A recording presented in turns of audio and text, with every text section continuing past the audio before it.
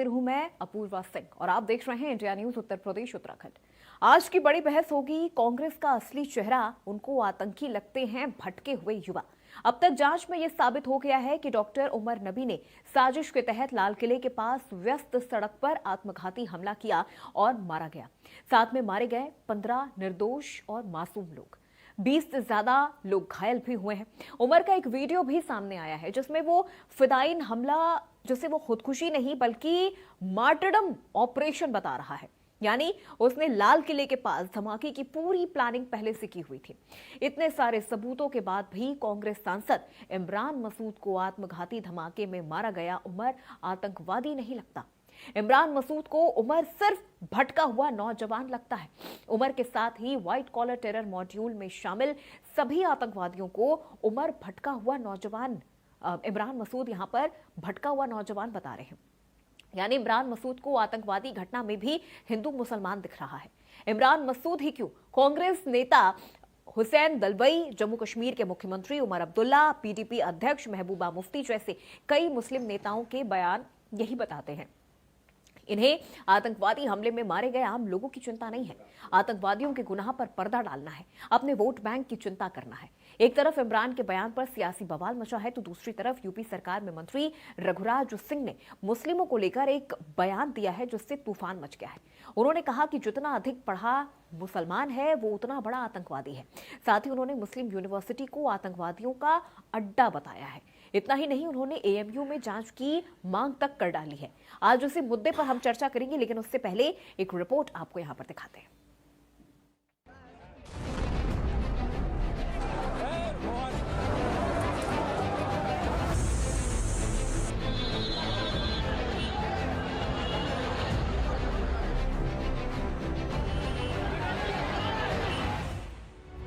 दिल्ली में 10 नवंबर को ऐतिहासिक लाल किले के पास भीषण धमाका। लाल बत्ती पर भीड़ भाड़ के बीच आतंकी डॉक्टर उमर उन नबी ने विस्फोट कर कार के साथ खुद को उड़ा लिया। लोगों के चीथड़े उड़ गए। मरने वालों का आंकड़ा बढ़कर 15 हो चुका है। 20 से अधिक लोग घायल हैं। शवों को पहचानना मुश्किल हो गया है। डीएनए जांच करवाने की नौबत आ पहुंची है। मासूम लोगों का आतंकी उमर से ना तो सीधा वास्ता था, ना ही किसी माध्यम से ही। पाकिस्तान समर्थित आतंकी संगठन जैश ए मोहम्मद की एक सोची समझी आतंकी साजिश। प्लानिंग के तहत भीड़ के बीच आत्मघाती धमाका। कांग्रेस सांसद इमरान मसूद को मामूली बात लगती है। इमरान मसूद पढ़े लिखे आतंकवादी डॉक्टर उमर नबी को भटका हुआ युवा बता रहे हैं। इमरान मसूद ने कहा, दिल्ली धमाके के हमलावर भटके हुए युवा, आप मासूम लोगों को मार रहे हैं, ये इस्लाम नहीं सिखाता। जो वीडियो आया है मैं उससे सहमत नहीं हूँ। खुदकुशी किसी भी सूरत में इस्लाम में काबिले कबूल नहीं, हराम। देखिए, जो वीडियो आया है, मैं उस वीडियो से बिल्कुल सहमत नहीं हूँ, क्योंकि वो इस्लाम की तस्वीर सही पेश नहीं करता है।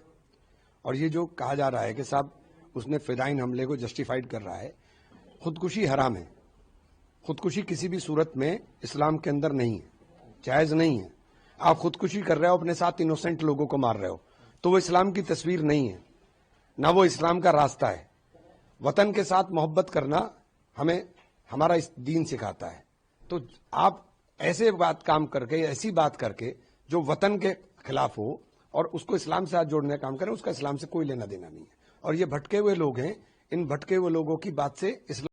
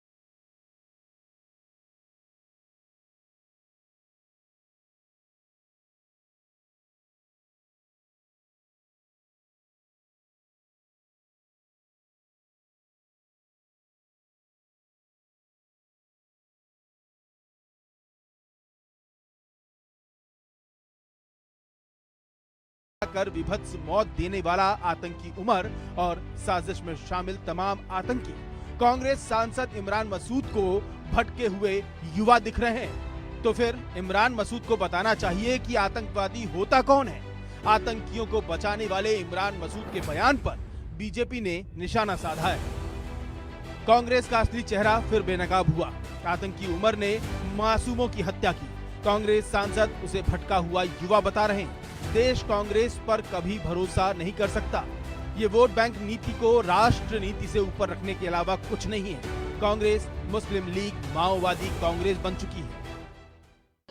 देखिए, एक तरफ तो आज एक वीडियो आया है जिसमें कि किस प्रकार से दिल्ली ब्लास्ट का जो मास्टरमाइंड आतंकी था वो सुसाइड बॉम्बिंग को जायज़ ठहरा रहा है, जस्टिफाई कर रहा है, और दूसरी तरफ उसी दिन पर स्पिन डॉक्टर ऑफ टेरर की तरह काम करते हुए इमरान मसूद कांग्रेस पार्टी के सांसद बोलते हैं कि ये भटके हुए युवा है। एक पूरा का पूरा इकोसिस्टम वोट बैंक नीति को राष्ट्र नीति के ऊपर रखते हुए जब से ये आतंकी हमला हुआ है, आतंकियों के बचाव में उतरा है। 10 नवंबर को दिल्ली में हुए धमाके को जांच एजेंसियों ने फौरन ही आतंकी हमला नहीं बताया। लंबी जांच पड़ताल हुई। जैश के नए व्हाइट कॉलर टेरर मॉड्यूल का खुलासा हुआ। इस मॉड्यूल के आतंकियों की गिरफ्तारियां हो रही हैं। पूछताछ में कई खुलासे हो रहे हैं। यानी कड़ी जांच पड़ताल के बाद ही एजेंसियों ने दिल्ली धमाके के डॉक्टर उमर का आत्मघाती हमला माना। गृह मंत्री अमित शाह ने आतंकियों और उनके आका को सख्त और कड़ी चेतावनी दी है कि आतंकियों को पाताल से भी ढूंढकर सजा दी जाएगी। आतंकवादी कहीं पर भी छुपे हो, कितनी भी मजबूत तरीके से उनको छुपाने की व्यवस्था की हो, हमारे जवानों ने, हमारे सुरक्षा बलों ने ये तीनों ऑपरेशन के माध्यम से ये तय कर दिया है कि आपको दुनिया में कहीं पर भी छिपने की जगह नहीं मिल सकती।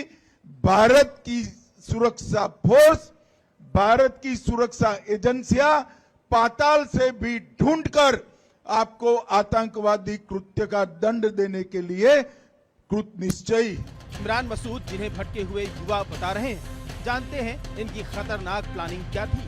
एनआईए की जांच में बड़ा खुलासा हुआ है। हमास की तरह ड्रोन और रॉकेट हमला करना चाहते थे आतंकी। भीड़ भाड़ वाली जगहों पर ड्रोन रॉकेट से हमला, अधिक से अधिक लोगों को मारने की साजिश थी। उमर के दोस्त जसीर बिलाल उर्फ दानिश ने किया खुलासा। जसीर छोटे ड्रोन हथियार बनाने में माहिर है। ड्रोन हथियारों को मॉडिफाई करने की तकनीक जानता है। इमरान मसूद ही नहीं, कांग्रेस नेता हुसैन दलबई ने भी दिल्ली धमाके को लेकर विवादित बयान दिया था। उन्होंने बिहार चुनाव से पहले दिल्ली में हुए धमाके के साथ आरएसएस की विचारधारा पर भी सवाल उठाया। सवाल है कि कांग्रेस आतंकी हमले को अंजाम देने वाले आतंकवादी की हिमायती क्यों बन रही है। कांग्रेस आतंकवादी हमले में भी हिंदू मुसलमान की ओछी राजनीति क्यों कर रही है। क्या कांग्रेस के लिए मासूम और निर्दोष लोगों की मौत से ज्यादा अहमियत आतंकवादी रखते हैं। कभी सर्जिकल स्ट्राइक तो कभी ऑपरेशन सिंदूर पर सवाल क्यों। आतंकियों को बचाने की कांग्रेस की ये कैसी विचारधारा है। Bureau report, India news.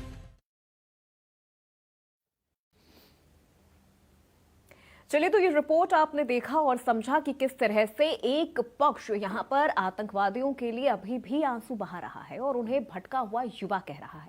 आज उसी विषय पर हम चर्चा करेंगे। चर्चा करने के लिए कुछ खास मेहमान हमारे साथ जुड़ गए हैं। कि करके उनका पहले आपसे परिचय करवाते हैं। अपर्णा दीक्षित जी हमारे साथ जुड़ चुकी हैं, प्रवक्ता है बीजेपी पार्टी से। अपर्णा जी, बहुत स्वागत है आपका। महंत सीताराम जी महाराज हमारे साथ जुड़ चुके हैं, हिंदू धर्मगुरु के तौर पर। महंत जी, आपका भी बहुत स्वागत है।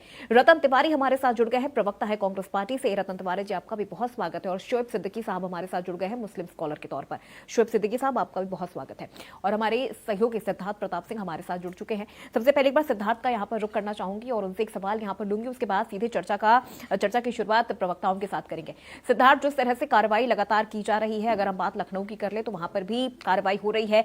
फरीदाबाद तक यूपी की जो जांच एजेंसियां थी, उत्तर प्रदेश की जो पुलिस थी, वो अल फलाह यूनिवर्सिटी तक पहुंचती है। और अब धीरे धीरे जो वीडियो हमने देखा, जो वीडियो सामने आया था उमर का, वहां पर वो फिदाइन हमले को किस तरह से बता रहा है कि ये करना कितनी बड़ी शहादत का ये काम है, उसका ये वीडियो, और उसके बाद इमरान मसूद का ये कहना कि ये भटके हुए युवा है। देखिए बिल्कुल ताबड़तोड़ छापेमारी की जा रही है। एटीएस और ये जो जांच एजेंसियां ताबड़तोड़ छापेमारी की जा रही है। लखनऊ में भी ताबड़तोड़ छापेमारी की गई, चारबाग से लेकर होटल, सहारनपुर, देवबंद, सब जगह ताबड़तोड़ छापेमारी की जा रही है। और आपको बता दें लगातार लोगों की गिरफ्तारी हो रही है। आज तो शाम तक भी कई लोगों की सहारनपुर से गिरफ्तारी की गई। और आपको बता दें डॉक्टर आदिल, उसके कई सहयोगी, जो उसके पास एक डायरी मिली, कहीं ना कहीं उसमें 150 नंबर, तो कहीं ना कहीं ताबड़तोड़ छापेमारी की जाए। लखनऊ से लेकर पूरी तरीके से सहारनपुर तक लगातार छापेमारी की जा रही। लेकिन इमरान मसूद का ये जिस तरीके से बयान है, इसको लेकर कहीं ना कहीं लोग अब काफी नाराजगी है लोगों के अंदर। आम लोग भी इससे काफी नाराज है। आज हम ग्राउंड जीरो पे थे तो लोग लगातार ये सवाल उठाए थे, ये कैसे युवा है, ये कैसे ये कह सकते हैं ये गुमराह है, लगातार पूरी तरीके से साजिश कर रहे थे, निर्दोष लोग मारे गए हैं। पर उनके पक्ष में बोलना चाहिए। आपने इस बयान देकर कहीं ना कहीं लोगों में काफी गुस्सा देखने को मिल रहा है। पूर्वा लोग काफी नाराज हैं। लोगों का ये सवाल है कि जो कोई फिदायीन हमले को जस्टिफाई कर रहा है वो कैसे कहीं ना कहीं गुमराह हो सकता है। सीधे सीधे ये आतंकवादी है जिसका काम केवल आतंक फैलाना, इनकी कोई न धर्म है न कोई जाति है। लेकिन इस तरीके से कांग्रेस सांसद के बयान के बाद लोगों में काफी गुस्सा देखने को मिल रहा। लखनऊ की बात कर ले, खास करके लखनऊ के आम लोगों में इसको लेकर काफी गुस्सा है। ठीक है, राजनीतिक पार्टियां इस पर सवाल उठा रही है और सवाल उठाना भी चाहिए, ये देश की सुरक्षा का सवाल है। और आपको बता दें कि ऐसे इस तरीके के बयान देकर कांग्रेस सांसद क्या बताना चाहते हैं, ये गुमराह है। शाहीन, डॉक्टर शाहीन, जिसको कहीं ना कहीं सरकारी कॉलेज से जिसने पढ़ाई की थी और कम फीस में कहीं ना कहीं उसको पढ़ाया गया था, इसलिए पढ़ाया गया था कि देश में इस तरीके से वो हरकत करे, आप कहीं ना कहीं टेरर फैलाएंगे तो कहीं डॉक्टर्स नहीं टेरर फैलाने वाले। और ये व्हाइट कॉलर टेररिज्म है, सीधे सीधे ये समझना होगा कांग्रेस सांसद को। लेकिन आज लोगों में इसको लेकर काफी गुस्सा देखने को मिला। जाति धर्म से लोग ऊपर उठकर लगातार इस बयान को लेकर निंदा कर रहे थे और लोग सवाल पूछ रहे थे कि ऐसे लोग जीत कर क्यों जाते हैं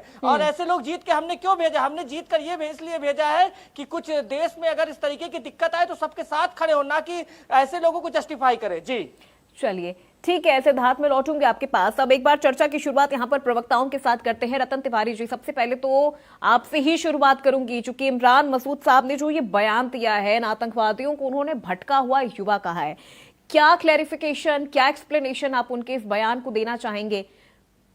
इससे पहले कि आप ये कहें कि इस बयान को बहुत तोड़ मरोड़ के पेश किया जा रहा है, तो इस पर आपकी क्या क्लैरिफिकेशन है, क्या सही डेफिनेशन उनके इस बयान की है, वो पहले एक बार मैं आपसे समझूंगी। सबसे पहले मैं आप सभी लोगों को नमस्कार करता हूं।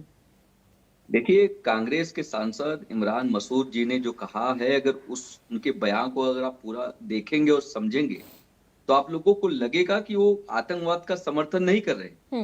वो यह बता रहे हैं कि वो भटका हुआ युवा है, या भारतीय जनता पार्टी की डबल इंजन की सरकार चल रही है, उस सरकार में युवाओं को रोजगार नहीं मिल रहा है, इसलिए युवा जो है वो भटक रहे हैं और इस रास्ते को चुन रहे हैं। उन्होंने ये भी बताया कि इस्लाम में सुसाइड मंजूर नहीं है, सुसाइड करना नहीं बताया गया है। उन्होंने ये भी बताया कि मासूम लोगों की जान लेना यह इस्लाम नहीं सिखाता, इसका मैं विरोध करता हूं। ऐसा कृत्य करने वाले लोगों को सजा मिलनी चाहिए।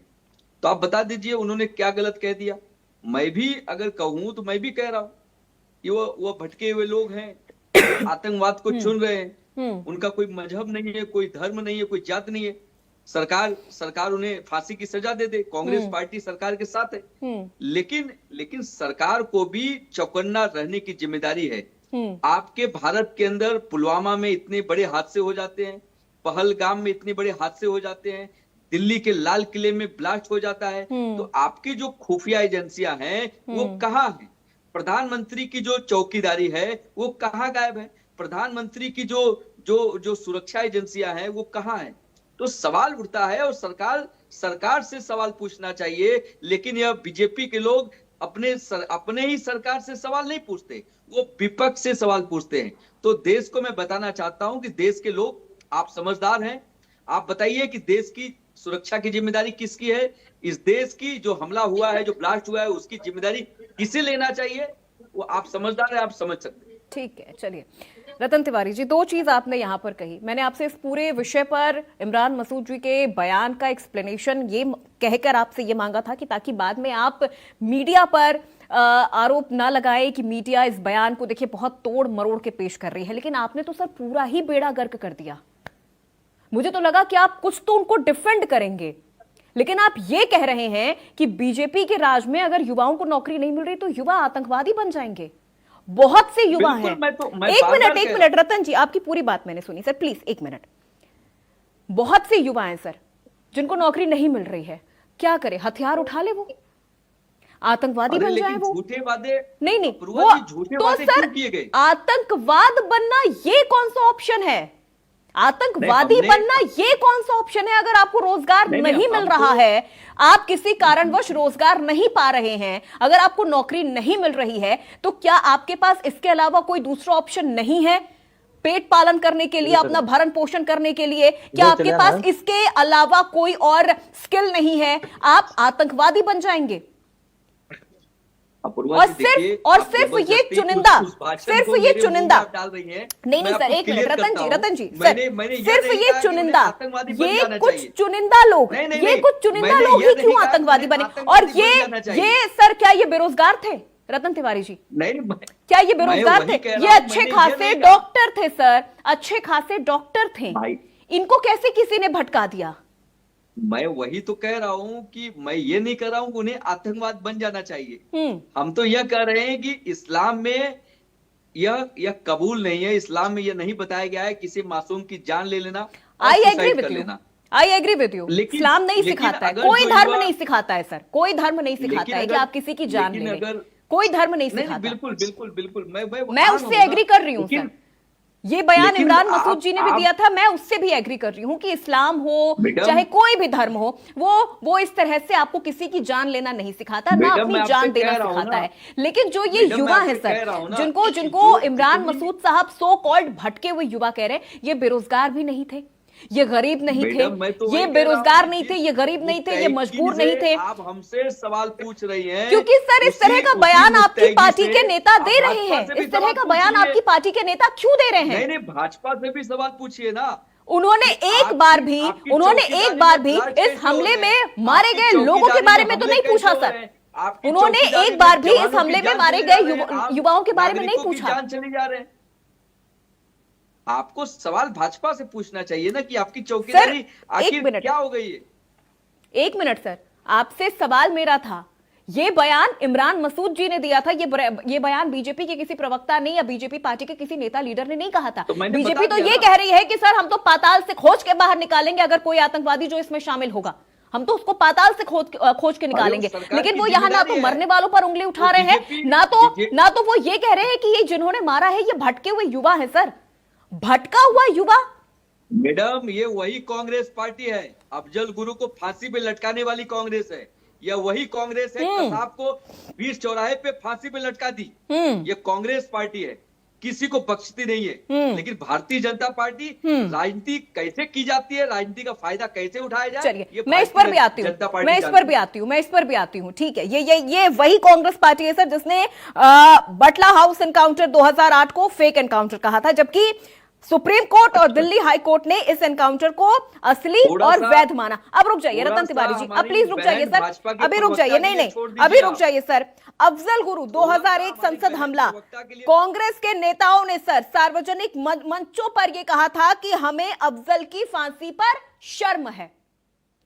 ये वही कांग्रेस है जिसने कहा था हमें अफजल की फांसी पर शर्म है। थोड़ा उनको मौका दे दीजिए। सिमी, एक मिनट सर रुक जाइए। भाजपा की प्रवक्ता बनकर हमसे सवाल पूछेंगी नहीं सर, अब आप मुझे, अगर आप भाजपा की प्रवक्ता कहें, अगर आप मुझे इस चीज के लिए आरोप लगाएं सर, मुझे कोई फर्क नहीं पड़ता, मुझे कोई फर्क नहीं पड़ता। लेकिन आतंकवादियों को भटके हुए युवा कहने वालों को सर मैं यहां डिफेंड नहीं करने दूंगी, मैं इस चीज को डिफेंड नहीं करने दूंगी कि अगर युवा भटक गया है तो वो आतंकवादी बन जाएगा।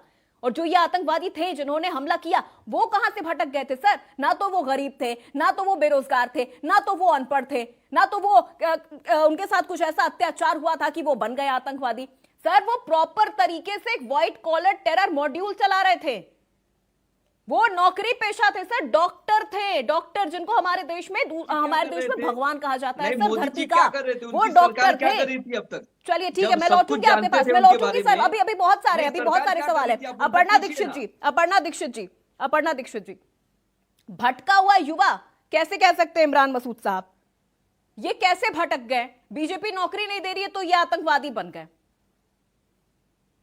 देखिए, सबसे बड़ी बात तो अपूर्वा जी ये है कि देश की आन बान शान लाल किला, जहाँ पे आजादी भारत के बाद झंडा फहराया जाता है, जहाँ सशस्त्र सेना बल सलामी परेड देता है, उसके बाद फिर ये इस तरीके का बयान और इस तरीके की बड़ी घटना और इस तरीके की इतनी बड़ी मात्रा में वो पदार्थ मिलना और बता देना कि देखिए हम सब कुछ है, लेकिन हम जिहादी हैं, हम सब कुछ है, पढ़े लिखे, हमें तो कोई भी सुविधा दे दो, लेकिन हम तो जिहादी ही रहेंगे। आज तो कांग्रेस के सांसद इमरान मसूद को शर्म आनी चाहिए, और पूरी कांग्रेस के उन लोगों को शर्म आनी चाहिए जो यहाँ पर बैठ के डिबेट कर रहे हैं। ऐसे लोगों को डूब करना चाहिए जो डिफेंड कर रहे हैं और ये कह रहे हैं कि बेरोजगारी के चक्कर में आतंकवादी बन जाना चाहिए। सीधे सीधे डिफेंड करने का कोई और तरीका आज रतन जी को ढूंढ लेना चाहिए था। बड़ी ही मुझे आज निराशा हुई रतन जी के इस बयान से, क्योंकि मैं रतन जी को हमेशा एक अच्छा वक्ता समझती हूँ, एक अच्छा प्रवक्ता समझती थी, लेकिन आज तो आपने हद ही कर दी। रतन जी, थोड़ा सा डिफेंड करने का तरीका, आपने ये एक्सेप्ट कर लिया होता कि उनको ये गलत तरीके से बयानबाजी दी है। कांग्रेस का इससे कोई किनारा नहीं। कई बार ऐसा होता है कि प्रवक्ता बोल जाते हैं लेकिन वो कह देते हैं उनका निजी बयान है। आपने अगर ये भी कर दिया होता तब भी, आज आपने ये साबित कर दिया कि कांग्रेस में एक धड़ा ऐसा है जो कांग्रेस में आतंकवादियों को पनाह देता है, आतंकवादियों के समर्थन में खड़ा रहता है। देश में इतनी विभत्स घटनाएं हो जाती हैं और उसको छोटी बता के इसलिए कर दिया जाता है ताकि देश में एक मुस्लिम समुदाय के लोगों में आक्रोश न फैल जाए, मुस्लिम समुदाय के लोगों में ये ना पहुंच जाए कि हाँ, कुछ लोग हैं जो जिहादी मानसिकता के साथ इस देश में काम कर रहे हैं, इस देश के खिलाफ काम कर रहे हैं। आपको ये इमरान मसूद जी क्या बाहर से पैसे लेते हैं इसलिए बयान दे रहे हैं? क्या ये कांग्रेस के कुछ लोग इसमें पैसे लेते हैं इसलिए ये बयान दे रहे हैं? अगर आपको ऐसा लग रहा है कि बेरोजगारी बढ़ रही है, इसका मतलब आप पैसे लेते हैं, इसलिए आप ये बयान दे रहे, कल को आप भी पैसे लेने लग जाओगे और आतंकवाद को समर्थन करने लग जाओगे, और आप आज कर रहे हो, आप भी पैसे लेकर रखते हो। रतन जी, मुझे जरा बताओ, मैं तो आपसे ये कहती हूँ। दूसरा मुझे एक बात बताइए, पहले बोल लीजिए और कुछ बोल लीजिए। अफजल गुरु के बारे में बोल रहे थे, सुप्रीम कोर्ट के आदेश के बाद कौन उसका पैरवी कर रहा था? कांग्रेस ही तो कर रहा था। याकूब मेनन का कौन कर रहा था? आप बताइए। और मुझे बताइए, नक्सलियों को शहीद का दर्जा कौन देता है? आपकी पार्टी के लोग देते हैं ना। ये अचानक से ये जो वोट बैंक की राजनीति बचाने के लिए जो आप कूद पड़ते हो, आपको ये भी नहीं मालूम देश के हित में कौन से बयानबाजी। संसद भवन पे आतंकवादी हमला हुआ था, सरकार किसकी थी? बीच में मत बोलिए। आतंकवादियों को कंधा छोड़ने कौन गया था? जिन्ना के मजार पे माथा टेकने कौन गया था? अभी रुक जाइए रतन तिवारी जी, रुक जाइए। आपको शर्म आनी चाहिए। आइए, अभी शर्म आएगी।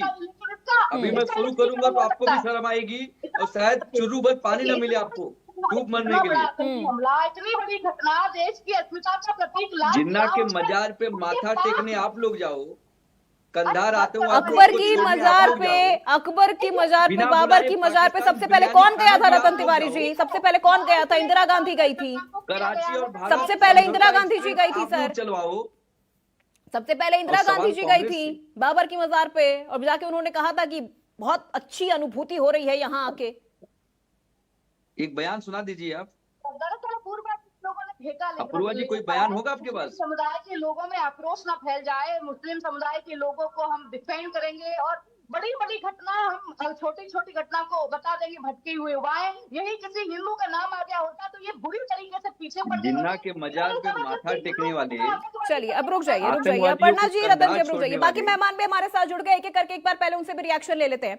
शोएब सिद्दीकी साहब, आपको भी लग रहा है ये जो आतंकवादी हैं जिन्होंने दिल्ली के लाल किले के पास इस तरह से एक अटैक किया, 15 निर्दोष लोगों की जान चली गई, उसमें हम ये तो नहीं सर गए देखने कि उसमें कितने मरने वाले हिंदू थे या कितने मरने वाले मुस्लिम थी, जबकि दोनों ही धर्म के लोग थे जिनकी जान गई, और दोनों के लिए सर उतनी ही पीड़ा, उतना ही दुख हो रहा है।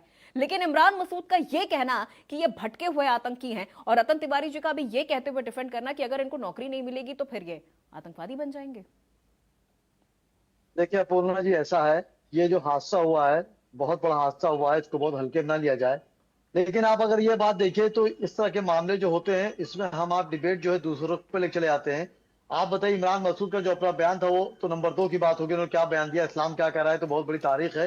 लेकिन अगर आप देखिए तो इसके पीछे एक नाम और भी निकल गया, प्रियंका शर्मा का भी नाम निकल के आ रहा है, जो मेरे ख्याल डिबेट पे आप भी नहीं ले पा रही हैं और लोगों को भी नहीं मालूम है, और आप कांग्रेस प्रवक्ता पे भी हमलावर हो रही हैं। और देखिए यहाँ पे एक बात अपूर्ण जी आती है कि रघुराज सिंह जी ने जो इतना बड़ा बयान दिया है, देखिए मैं उसके खिलाफ हूँ, ये बात मान के चलिएगा अपूर्णा जी। ये आतंक शोएब जी, रघुराज सिंह के बयान पर अभी हम आएंगे। रघुराज सिंह के अभी बयान पर अभी हम आएंगे। अभी इमरान मसूद के बयान पर रहते हैं। जो होते हैं नहीं देखिए अभी हम रघुराज सिंह के बयान पर भी आएंगे सर। अभी हम उनसे भी उनके उस बयान पर अभी हम अपर्णा दीक्षित से भी हम इस पर सवाल करेंगे, लेकिन अभी आप इमरान मसूद के इस बयान पर हमें जवाब आपने तो कमाल कर दिया। सुनिए देखिए सुन चलिए, देखिए होता क्या, देखिए एंकर अगर पार्टी बन जाएगा तो मैं डिफेंस अपनी बात नहीं कर पाऊंगा।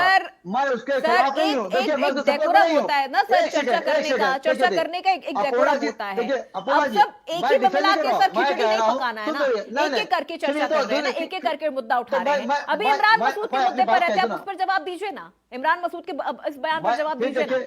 देखिए इमरान, देखिए एक चराग 100 चराग जलते हैं। बात निकली है तो दूर तो लग जाएगी, लोग बेवजह उदासी के सबक पूछेंगे। इमरान मसूद ने जो कहा है, इमरान मसूद ने बात कही, उनका बयान मंदराम पे चल रहे हैं। रघुराज सिंह ने कितना बड़ा बयान दिया, उन्होंने हर मदरसे पे इल्जाम लगा दिया, जबकि भाजपा ने जो हमारे अब्दुल कलाम साहब को राष्ट्रपति बनाया था वो भी एक मदरसे से पढ़े हुए थे, उन्होंने अलीगढ़ यूनिवर्सिटी पे इल्जाम लगा दिया।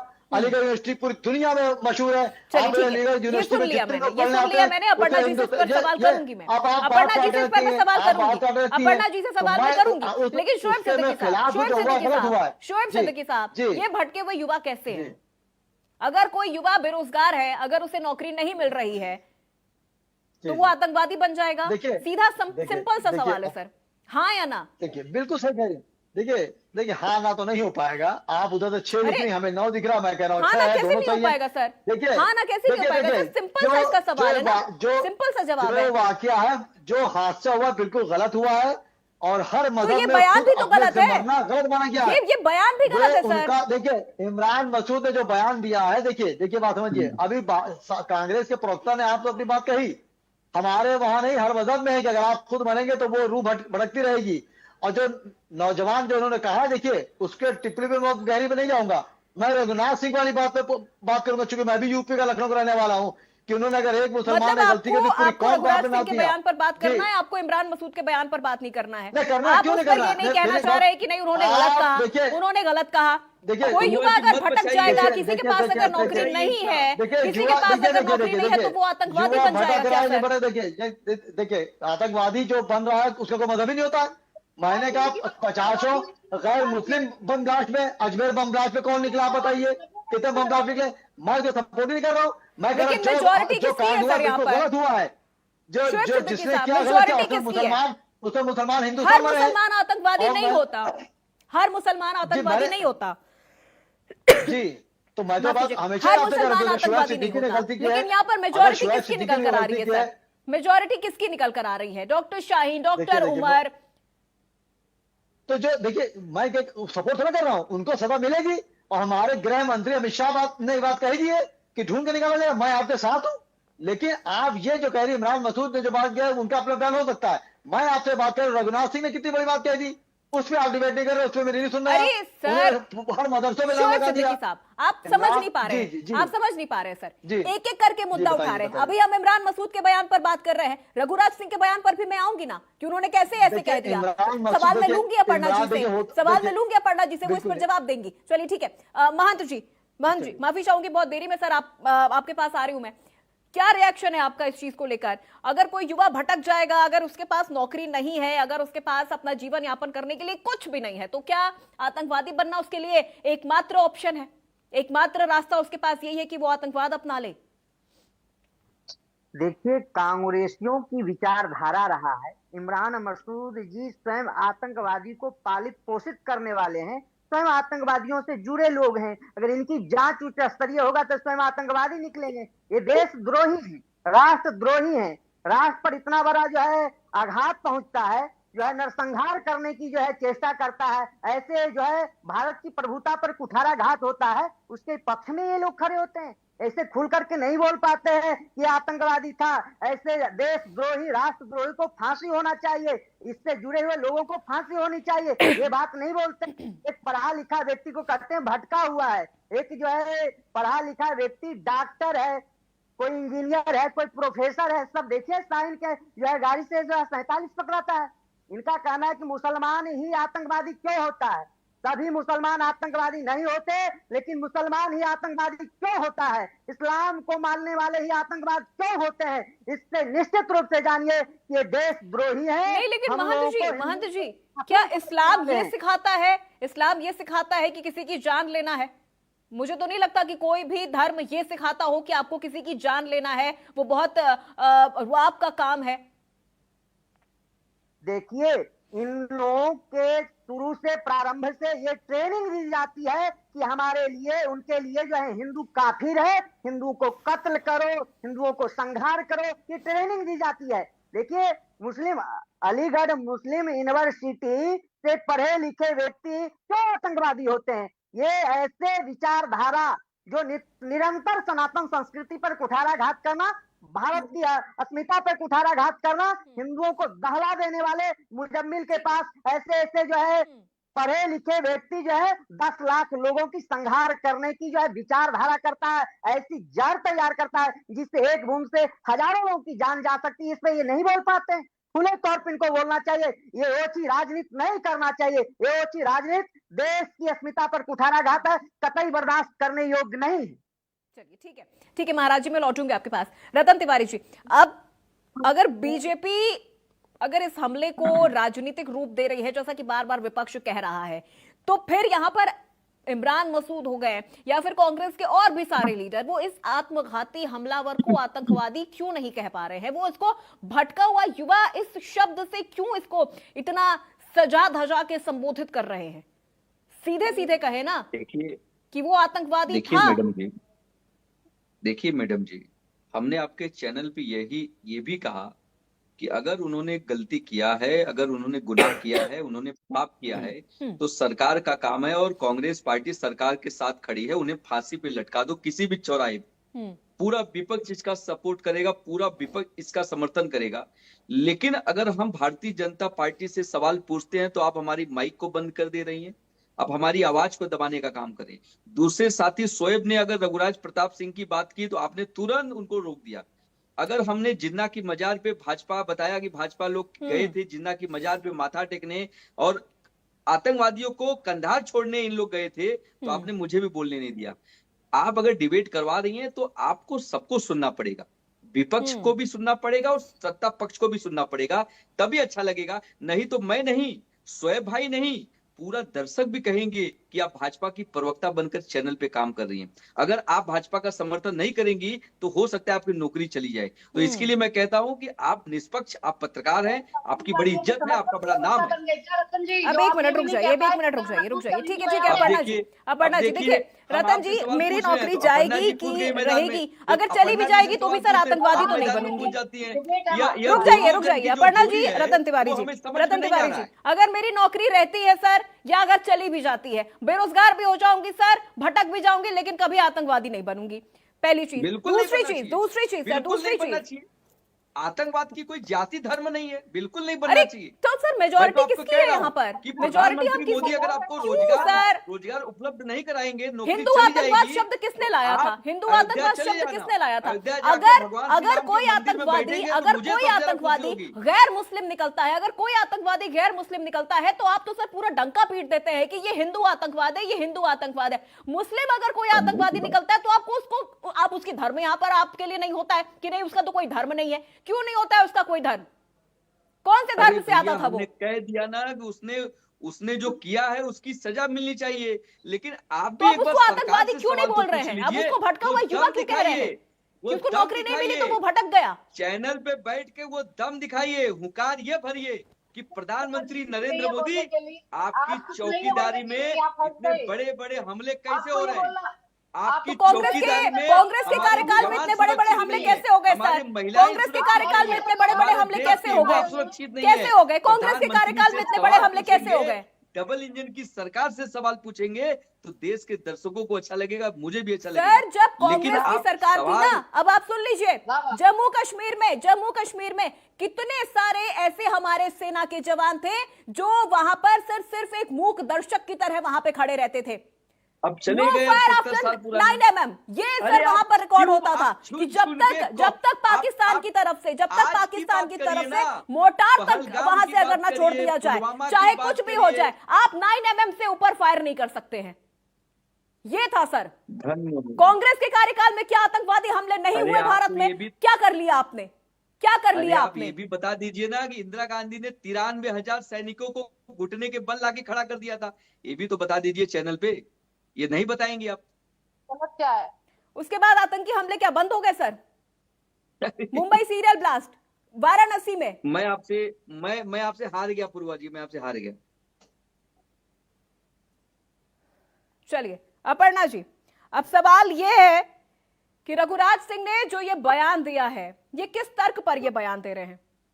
अगर एक अल फलाह यूनिवर्सिटी से इस तरह से जो स्टूडेंट्स हैं वो अगर आतंकी हैं वहां के स्टूडेंट्स, तो फिर क्या अलीगढ़ मुस्लिम यूनिवर्सिटी को इसी कटघरे में खड़ा कर देना सही है क्या? देखिए अपूर्वा जी, मैं इस पर जवाब जरूर दूंगी और लोगों की जैसा नहीं है कि मैं इस पर ये कह दूंगी कि नहीं उन्होंने ठीक नहीं बोला या उन्होंने ठीक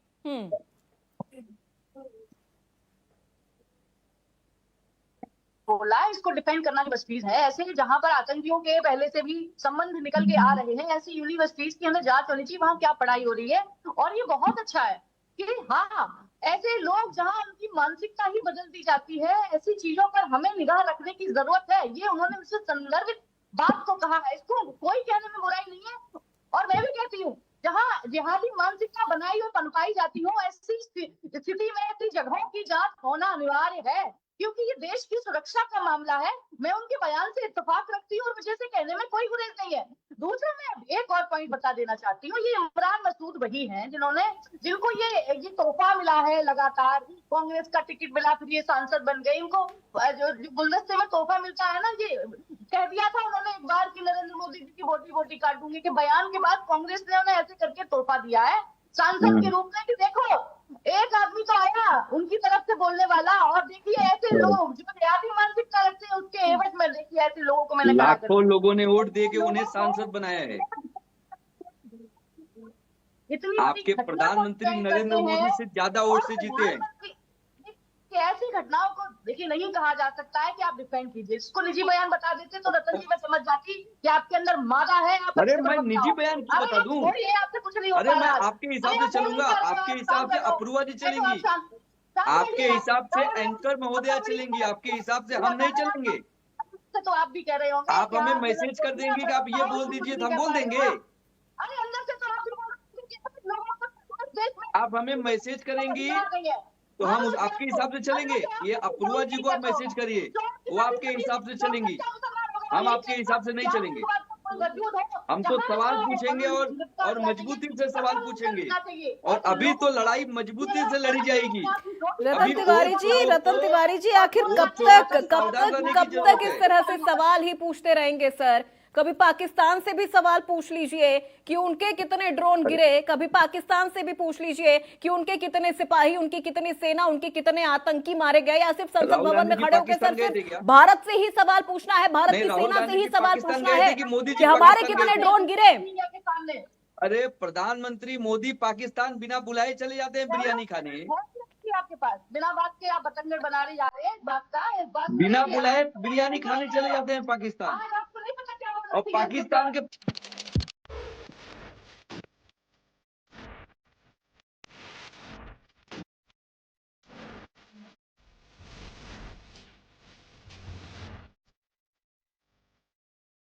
समझौता एक्सप्रेस इन लोग चलवाते हैं, आतंकवादियों को कंधार छोड़ने इन लोग जाते हैं, भाजपा के लोग। यासिन मलिक को कांग्रेस दफ्तर में किसने बुला के मुलाकात की थी सर? राहुल गांधी, प्रियंका गांधी की बाइक चलाई जाती है, अजय राय जी पूरे यासिन मलिक से किसने मुलाकात की थी? क्या बोलेंगे? एक टी शर्ट दिखा दूंगा, शायद आप चुल्लू पर पानी में डूब के मर जाएंगे। नहीं सर, अरे लेकिन ठीक है, देखिए मरने मारने वाली बात यहाँ पर नहीं हो रही है। चलिए अब रुक जाइए। शोएब सिद्दीकी जी से यहाँ पर एक सवाल है। शोएब सिद्दीकी जी अब रुक जाइए। एक मिनट अपर्णा दीक्षित जी, रतन तिवारी जी, अब एक मिनट रुक जाइए। देखिए रतन तिवारी जी, शायद मुझे लगता है आपके लिए भी जानना जरूरी है, अपर्णा जी के लिए भी जानना जरूरी है इंदिरा गांधी ने बिना जाने 1967 बिना में सर, जब तैयारी वो किए काबुल चैनल दौरे पे पर आ गई जाते थी ना, जब वो काबुल दौरे पर गई थी, तब वहां जाकर उन्होंने बाबर की कब्र पर श्रद्धांजलि दी थी। ठीक है, सिर झुकाया था सर शहादत में। जिन्ना के मजार पे कौन गया था वो भी तो बता दीजिए। अरे सर वो तो बता दिया आपने, इंदिरा जी का भी तो बताइए। अरे तो श्रीमती आप भी इंदिरा बता गांधी दीजिए जी अगर हिम्मत है। 1967 में काबुल आप बता दौरे पर दीजिए जाती कि हैं और आडवाणी बाबर जी गए की थे माथा कब्र टेकने। पर जाकर वो वहां जसवंत माथा सिंह जी गए टेकती थे है माथा सर। टेकने। क्यों? अगर हिम्मत है तो नाम लेके बता दीजिए। आपको अगर यासिन मलिक को कांग्रेस दफ्तर किसने बुलाया था सर? अरे भाई यासिन मलिक को कांग्रेस दफ्तर किसने बुलाया था? क्यों मुलाकात की थी सर? क्यों पूर्वा जी आपका मुलाकात की थी? प्रमोशन तय है, प्रमोशन आपका हो जाएगा। बहुत बहुत धन्यवाद आपको। चलिए सर, बहुत आभार आपका कि आपने मेरी इतनी चिंता की कि मेरा प्रमोशन होगा। बैठे बैठे सर सब कुछ आपने कह दिया, प्रमोशन हो जाएगा, नौकरी रहेगी, नौकरी नहीं रहेगी। सर उसकी चिंता छोड़ दीजिए, उसकी चिंता छोड़ दीजिए। ऐसे बहुत सारे आरोप लग गए हैं, सुना दिया गया है, उसकी अब मुझे टेंशन नहीं होती है सर, उसकी मुझे टेंशन नहीं होती है। लेकिन बार बार जो ये सवाल आप ये कह रहे हैं ना, भारत से सवाल पूछना है आपको, भारत की सेना से सवाल पूछना है संसद में खड़े होकर कि हमारे कितने ड्रोन गिर गए, हमारे कितने सैनिक मारे गए। ये तो सर पाकिस्तान भी नहीं पूछ रहा है, ये तो पाकिस्तान भी नहीं पूछ रहा है। वहां पे तो सर राहुल गांधी की खूब वाहवाही हो रही है, खूब उनके बयानों को बहुत एकदम हर्षोल्लास के साथ प्रफुल्लित होकर लोग वहां पर सुन रहे हैं। पाकिस्तान से भी पूछ लीजिए कि उनके कितने ड्रोन गिरे, उनके कितने सेना मारे गए, उनके कितने आतंकी मारे गए। कभी सर सीमा चौड़ा करके एक बार उनसे भी पूछ लीजिए, उनसे भी पूछ लीजिए। ठोक दो, सरकार के साथ पूरा विपक्ष खड़ा है। और आप ये कहने से नहीं होता सर, ये आपने तब भी कहा था, पहलगाम अटैक पर भी आप लोगों ने यही कहा था कि हम सरकार के साथ हैं। लेकिन अगले ही दिन सर संसद भवन में खड़े होकर आपके नेता ये पूछ रहे हैं कि हमारे कितने ड्रोन गिरे, हमको ये पहले बता दीजिए, हमारे कितने सैनिक मारे गए, हमको पहले ये बता दीजिए। क्यों? अरे भैया आप ये बताइए ना कि युद्ध विराम क्यों हो गया? जो हम पहलगाम को लेके ऑपरेशन सिंदूर चला रहे थे, पाकिस्तान को मार रहे थे, अचानक युद्ध विराम क्यों हो गया? ये भी तो बता दीजिए। सर कम से कम युद्ध शुरू तो हुआ, इतना होने की बात, कम से कम युद्ध शुरू तो हुआ सर। अब रुक जाइए, बाकी मेहमान भी है सर, बाकी मेहमान भी हैं। शोएब सिद्दीकी जी,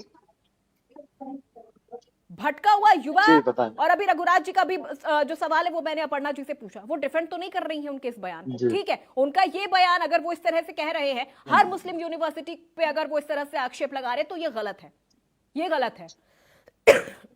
देखिए अपर्णा जी, मुझे सिर्फ 30 सेकंड, इस तरह से आक्षेप नहीं लगा सकते हैं। लेकिन अगर यहाँ पर बात मेजॉरिटी की करे तो फिर मेजॉरिटी सिर्फ किसकी निकल के सामने आ रही है? अपर्णा जी आप मुझे 30 सेकंड दे दीजिएगा, लेकिन बीच में टोकिएगा नहीं तो बात आपके भी समझ में मेरी समझ में आ जाएगी।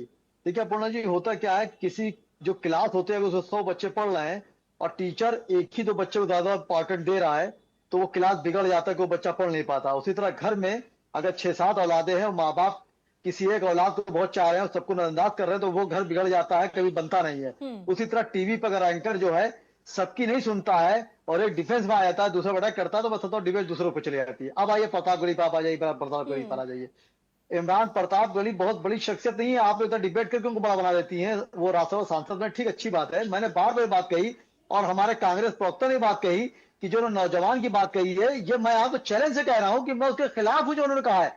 देखिए होता क्या, नौजवान अगर मैं हूं या आप हूं, अगर नौजवान बेरोजगार है तो उसका मतलब ये नहीं कि गलत हथियार उठा ले, गलत काम कर रहे। अगर मुझे नौकरी नहीं मिलती है या कुछ मैं गलत काम ना करूं, लेकिन इमरान प्रतापगढ़ी के बयान को आप बहुत इंपॉर्टेंट दे रही है। और रघुराज सिंह जी ने जो इतने बड़े बड़े बयान दे दिए, आप बताइए, उन्होंने अलीगढ़ यूनिवर्सिटी के ऊपर निजाम लगा दिया, लेकिन आपने उस पर कोई बात नहीं करी। और यही बोला, और मेरी बड़ी बहन बैठी है, इस तरह से वो अगर सभी मुस्लिम यूनिवर्सिटीज को लेकर अगर वो इस तरह से आक्षेप लगा रहे हैं, अगर वो इस तरह का बयान दे रहे हैं, गलत है। इस तरह का बयान नहीं देना चाहिए। मेरी अपर्णा बहन बैठी है, भाजपा प्रवक्ता है, मेरी बराबर डिबेट में रही है आपके साथ। उन्होंने बहुत अच्छा डिफेंस किया, मुझे अच्छा लगा। जैसे मेरी औलाद तो गलत काम करती है तो मैं बहुत खूबी डिफेंस करता हूं, लेकिन पड़ोस की औलाद अगर अच्छा काम भी करती है तो खराब साबित कर देती हूं। देखिए दोनों बयान अपने अपने जगह पर देखा जाए तो गलत हो रहे हैं। लेकिन इमरान प्रताप ने जो एक बात ये कही कि इस्लाम में यह कि खुदकुशी करना हराम है, लेकिन उनका टेंशन आपने दूसरे रुख पे ले लिया। मैं ये नहीं कह रहा हूं कि अगर शोएब सिद्दीकी काम में मिला तो चोरी करने लगे, सवाल नहीं पैदा होता। अब आपको मैं एक 30 सेकंड और दिएगा, काटिएगा बात, वरना बुलवाइएगा। देखिए ये मुल्क जो है गंगा जमने की तहजीब है और ये संविधान से मुल्क चलता है। उसके खिलाफ शोएब साहब हो चाहे आप है, कोई नहीं चल सकता। आप बताइए अजमेर शरीफ जहां मैं आजकल आया हूँ, ख्वाजा गरीब नवाज के वहां 90 पढ़ने वाला हिंदू भाई ख्वाजा गरीब नवाज का दरगाह पड़ा हुआ है और उसकी मुरादें पूरी हो रही हैं। तो इस तरह ये मुल्क जो गंगा जमनी तहजीब है, अगर आप गौर करिए तो चंद सालों उसमें हिंदू मुस्लिम बढ़ता चला जा रहा है। आप देखिए दरगाह अजमेर शरीफ में हमारे शौकत वहीं मौजूद हूँ, दरगाह गरीब नवाज के बाद, और वहां 90% हिंदू भाई मुरादें मांग रहा पूरी हो रही है, मैं उनकी मदद कर रहा हूँ, वो मेरी मदद कर रहे हैं। लेकिन इस तरह की सियासत बातें जो की जाती है, मैं समझता हूँ मुल्क दो फाड़ में पड़ जाता है, और जो अच्छी चीज नहीं है। मैं देखिए एक चिपड़ा कांग्रेस प्रवक्ता की बात मैं मानूंगा और आपको मानना पड़ेगा। इस मुल्क में अगर आप देखिए मरकजी हुकूमत भी है, वो भी बीजेपी की है, रियासती हुकूमत है वो भी बीजेपी की है, तो सवाल आपको डायरेक्ट उनसे करना चाहिए, शोएब सिद्दीकी से, ना कि हमारे रतन भाई से करना चाहिए। ये आप इंसाफ की बात करिए। इस देश ने पिछले कई सालों से आतंक का दंश झेला है, इसीलिए तमाम नेताओं को ऐसे शब्दों का इस्तेमाल नहीं करना चाहिए। बहुत जिम्मेदारी के साथ अगर वो आतंकवाद को लेकर कोई बयान दे रहे हैं ना सर, तो बहुत जिम्मेदारी के साथ उन्हें बयान देना है। या तो न दें बहुत बेहतर है, लेकिन जिन लोगों ने अपनों को खोया है, चाहे हम दिल्ली ब्लास्ट की बात कर ले या इससे पहले भी दिल्ली में जितने ब्लास्ट हुए हैं या अन्य राज्यों में इस तरह से हमले हुए हैं, आतंकी हमले हुए हैं, पहलगाम की अगर हम बात कर ले, पुलवामा अटैक की अगर हम बात कर ले, तो जिन लोगों ने अपनों को खोया है ना सर, वो इसमें राजनीति नहीं देखते हैं। तो इसीलिए राजनेताओं को भी ना बड़ा सोच समझ के बयान देने की जरूरत है। ये मैं रघुराज सिंह के लिए भी बोल रही हूं, ये मैं इमरान मसूद के लिए भी बोल रही हूं।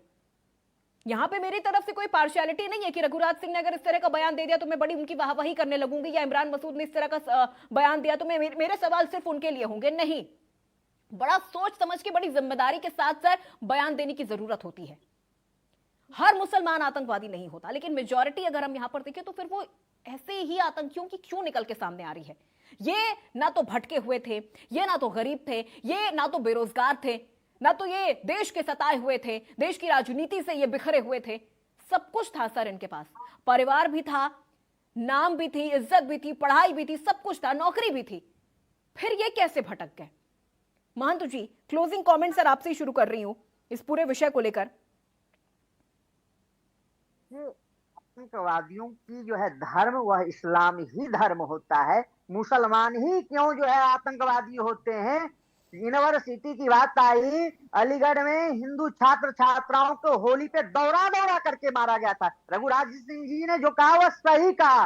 इस तरह के हमारे देश में भी मुझे शायद ये, मैं इस चीज के लिए एक्सेप्ट नहीं करूंगी कि अगर उन्होंने ये बयान दिया है तो हम हर मुस्लिम को उस नजरिए से देखें या फिर हर यूनिवर्सिटी को हम इस नजरिए से देखें। अलीगढ़ मुस्लिम यूनिवर्सिटी का अपना एक ऑरा रहा है सर, अपनी एक अच्छा इतिहास भी उनका रहा है। हिंदू छात्र छात्राओं को होली समारोह में दौरा करके मारा गया था, वो कौन सा विचारधारा था, मैं पूछना चाहता हूँ कि हिंदू छात्र छात्राओं को दौरा करके मारना ये कौन सी विचारधारा, ये तो आतंकवादी विचारधारा है। कहते हैं कि गंगा जमुना की तहजीब है, तो क्या मैं अपने उत्सवों को, अपने त्योहारों को नहीं मना चाहूंगा? अगर मनाता हूं, क्या आप दौरा करके मारोगे? ये कौन सी विचारधारा है? यही तो आतंकवादी विचारधारा है, यही तो जिहादी विचारधारा है। इसी विचारधारा को पनपने नहीं दिया जाएगा। उन्होंने जो कहा उस 100% सही कहा है। मैं पूछना चाहता हूँ, कांग्रेस जी के प्रवक्ता है और यहाँ पे मुसलमान भाई भी है, उनसे पूछना चाहता हूँ क्यों हिंदू भाई बहनों को दौरा करके मारा गया था? महंत जी मैं लौटूंगी आपके पास। आप लोग ठीक है महंत जी, मैं लौटूंगी आपके पास। रतन Tiwari ji, sir closing comment इस पूरे विषय को लेकर, क्योंकि हम चर्चा के एकदम अंतिम पड़ाव पर हैं, तो मैं चाहूंगी कि इस पूरी चर्चा का निष्कर्ष क्या निकल के सामने आ रहा है। Closing comment. देखिए अफरोहा जी, सीताराम जी की बात का मैं जवाब नहीं दे सकता क्योंकि वो खुद ही महंत हैं और वो जो बोलते हैं वो खुद ही समझ लेते हैं। लेकिन मैं इतना कहना चाहता हूँ कि आज के युवाओं को थोड़ा ईमानदारी से देश हित में काम करना चाहिए और गलत चीजों से बचना चाहिए। और मैं एक ही चीज कहता हूँ कि जो घटनाएं घटी हैं, सरकार की जिम्मेदारी है उन्हें पकड़े, उन्हें फांसी की सजा दें। और सरकार की जिम्मेदारी है चौकसी मजबूत होनी चाहिए, देश का चौकीदार चौकन्ना होना चाहिए। जहां जहां हमले, आतंकवादी हमले हो रहे हैं, सरकार की जिम्मेदारी है। सरकार को नैतिक जिम्मेदारी लेनी चाहिए, न कि विपक्ष से सवाल पूछना चाहिए। और ऐसी घटनाओं का कांग्रेस पार्टी कभी समर्थन नहीं करती। अगर इमरान मसूद जी ने जो कहा है वो किस आधार पे कहा है, उन्होंने कुछ बातें बताई हैं, उस वीडियो को देखेंगे तो लोगों को समझ में आएगा। बाकी इस चीज का कांग्रेस पार्टी कभी समर्थन नहीं करती। ठीक है, अपर्णा दीक्षित जी, क्योंकि सर अपर्णा जी, इस देश ने आतंक का दंश झेला है, तो मुझे लगता है कि सभी नेताओं को ना बड़ा सोच समझ के और एक जिम्मेदारी के साथ ऐसे बयान देने चाहिए। बड़ा अच्छा लगा पूर्वा जी की लास्ट में रतन जी ने इस बात को एक्सेप्ट किया कि कांग्रेस का इससे कोई लेना देना नहीं। ऐसे ही किसी प्रवक्ता को डिफाइन करना चाहिए था, मैं इसके साथ हूँ। लेकिन मैं इतना कहना देना चाहती हूँ कि ऐसे लोगों को अगर आप टिकट देके सांसद बनाते रहोगे, तो कांग्रेस पार्टी गर्त में जाती रहेगी, क्योंकि इनको तुष्टीकरण की राजनीति में इतना मजा आता है कुछ लोगों को कि वो अपना चेहरा चमकाने के लिए पूरी कांग्रेस का बंटा ढार कर देते हैं। इनको भी पता है, सबको पता है, और यही हालत है। कांग्रेस अगर अभी भी नहीं संभली तो यही हाल होना है।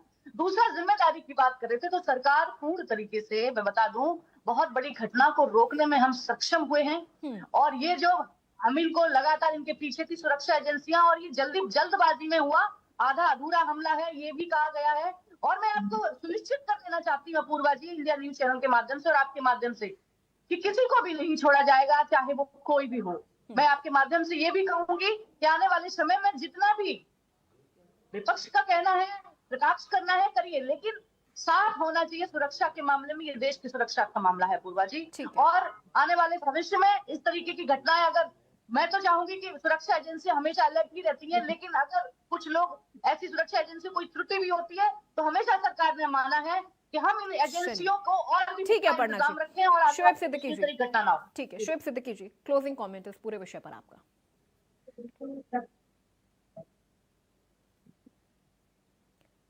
सर, आप अपना माइक अनम्यूट कर लीजिए।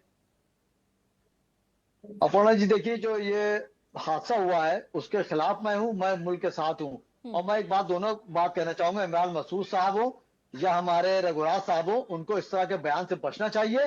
और मैं एक शेर जरूर करूंगा कि एक आरजू नहीं, हर आरजू तो ये है, लाकर जरा सिरक दो खाके वतन कफन में। ये हर मुसलमान का अपने मुल्क के लिए ये रोल है और किरदार है। लेकिन अगर शोएब सिद्दीकी ने गलती की है तो मैं समझता हूँ पूरी कौम को नहीं कहा जा सकता। अगर किसी गैर मुस्लिम ने बात कही तो सबको नहीं कहा जा सकता। मेरी गुजारिश है कि इस मुल्क की गंगा जमनी को बनाए रखा जाए, और जो लोग इस तोड़ने की बात कर रहे हैं उनके खिलाफ सख्त कार्रवाई की जाए। मैं मुख्यमंत्री, प्रधानमंत्री और खास करके गृह मंत्री अमित शाह जी के साथ हूं, जिन्होंने कहा कोई नहीं छोड़ा जाएगा, लेकिन निष्पक्ष जांच की जाए, और निष्पक्ष जांच में दोषी पाए जाए उनके साथ जुल्म ढाया जाए, और इस तरह गंगा जमनी तहजीब को मिटाने की कोशिश ना की जाए। क्योंकि हम पाकिस्तान बढ़ चुका, उसी का दर्द झेल पा रहे हैं, और उसी पाकिस्तान से बांग्लादेश बना, वही दर्द झेल पा रहे हैं। इसलिए मैं इस हिंदुस्तान के टुकड़े नहीं होने दूंगा। अल्लाह ना करे कोई बात होगी तो शोएब की लाश से गुजरना पड़ेगा, तब ये मुल्क में कोई ऐसी बात होगी। मैं मुल्क में पैदा हुआ हूं, या मैं मर जाऊंगा, मैं मुल्क को जान दे दूंगा। बहुत माफी के साथ आपको यहाँ पर मैं रोकूंगी, लेकिन एक लास्ट सवाल यहाँ पर मेरे सहयोगी सिद्धार्थ से मैं यहाँ पर लेना चाहूंगी। सिद्धार्थ, देखिए, बहुत सारी चर्चाएं यहाँ पर हुई हैं। इमरान मसूद को लेकर भी ये कहा जा रहा है कि ठीक है, वो भटके हुए युवा थे जिस वजह से उन्होंने आतंकवाद का रास्ता अपना लिया है। अब उनके इस बयान को लेकर किस तरह की प्रतिक्रियाएं आम जनता की सामने आ रही है? देखिए, बिल्कुल इस तरीके के बयान देने के बाद कहीं ना कहीं लोगों में आज काफ़ी एक मायूसी देखने को मिली। देखिए, इमरान मसूद हो या फिर रघुराज सिंह हो, इस तरीके के बयान देने का ये वक्त नहीं। लगातार हमारी एजेंसियां हैं वो कार्रवाई कर रही हैं, और इस तरीके के बयान देकर लोगों में काफ़ी गुस्सा देख रहा था। जाति धर्म से ऊपर लोग कहीं ना कहीं गुस्सा था उनके अंदर। वो लगातार ये कह रहे थे, कैसे आप ये कह रहे हैं? ये डॉक्टर शाहीन जो एक डॉक्टर थी, आप समझ सकती, 1 साल से कहीं ना कहीं पूरी साजिश रच रही थी, गाड़ी खरीदती, हर चीज एक पूरी तरीके से एक साजिश के तहत काम करी। उम्र की बात कर ले, वो कह रहा फिदाइन हमला करना चाहिए। तो ये कैसे भटके युवा, देखिए, युवा भटका कैसे हो सकता है? ये लोग भटके हैं, ये तो कहीं ना कहीं व्हाइट कॉलर टेररिज्म के एक हिस्सा है। और आपको बता दें, डॉक्टर आदिल, इतने नाम है कि इसको डॉक्टर्स की पूरी गैंग, टेरर गैंग इन्होंने बना लिया। तो आप कैसे ये कह सकते? इस बयान को लेकर लखनऊ में खासकर लोगों में काफी गुस्सा था, आम लोग इससे काफी नाराज थे, और लोग सवाल पूछ रहे थे कहीं ना कहीं इमरान मसूद से कि ये कैसे भटके युवा है? ये लोग तो कहीं रोजगार था, इनके पास सब कुछ था, आप 1 साल से लगातार आ जा रहे हैं, रेकी कर रहे हैं, और पूरी तरीके से साजिश करता है। और देखिए, सरकार ने भी कोई जल्दबाजी नहीं की। और बिल्कुल सवाल, देखिए सिद्धार्थ, सवाल बार-बार यहाँ पर यही उठ रहा है कि आखिर अगर ये भटके हुए युवा थे तो ये कैसे भटके हुए युवा थे? जब इनके पास सब कुछ था तो फिर ये किस चीज के लिए भटक गए? चलिए, बहुत शुक्रिया हमारे सभी मेहमानों का, सिद्धार्थ आपका भी हमारे साथ जुड़ने के लिए इस पूरी चर्चा में। और देखिए, अब यहाँ पर आज की बहस में एक चीज यहाँ पर साफ हो गई है, देश 2 हिस्सों में नहीं बल्कि एक सवाल में बंट चुका है। आतंक के लिए इतनी नरमी क्यों, और आतंकवादी को आतंकवादी क्यों नहीं कहा जा रहा है? क्यों उसे भटका हुआ युवा कहा जा रहा है? फिर उस चीज को इस तरह से डिफेंड किया जा रहा है कि अरे, उन्हें नौकरी नहीं मिली तो वो भटक गए, इनके पास तो सब कुछ था। और जब बार बार सवाल सुरक्षा एजेंसियों पर उठाया जाता है तो यहां मुझे लगता है सवाल उठाने वालों को भी एक चीज सोचने की जरूरत है। वो जो 3000 किलो जो एक्सप्लोसिव पकड़ा गया है, वो भी हमारी सुरक्षा एजेंसियों ने ही पकड़ा है। अगर सुरक्षा एजेंसियों को 100 में से 100 बार कामयाब होना पड़ता है, लेकिन आतंकियों के लिए सिर्फ एक मौका काफी होता है, और वो एक मौका यहां पर उन्हें मिल गया। इसे हम अपनी सुरक्षा एजेंसियों की चूक बिल्कुल भी नहीं कहेंगे, क्योंकि उसके पहले इतनी गिरफ्तारियां हुई हैं, उसके पहले इतने 300 किलो जो एक्सप्लोसिव पकड़े गए हैं, वो भी हमारी सुरक्षा एजेंसियों ने ही पकड़ा है। अगर वो ब्लास्ट होता, अगर वो इस तरह से जो 32 गाड़ियां तैयार की गई थी, अगर उनमें ब्लास्ट होता, तो फिर शायद ये जो कैजुअलिटी थी ये हम गिन भी नहीं पाते। तो फिलहाल यहां पर जनता को भी ये तय करना है कि वो यहां पर इस तरह के बयान देने वालों के साथ हैं या फिर वो उनके साथ हैं जो आतंकवाद में भले धर्म ना देखें, लेकिन आतंकवाद को आतंकवादी कहने की हिम्मत जरूर रखें। तो फिलहाल मेरे साथ आज इस चर्चा में बस इतना ही। प्रदेश की तमाम खबरों के लिए आप देखते रहिए इंडिया न्यूज उत्तर प्रदेश उत्तराखंड।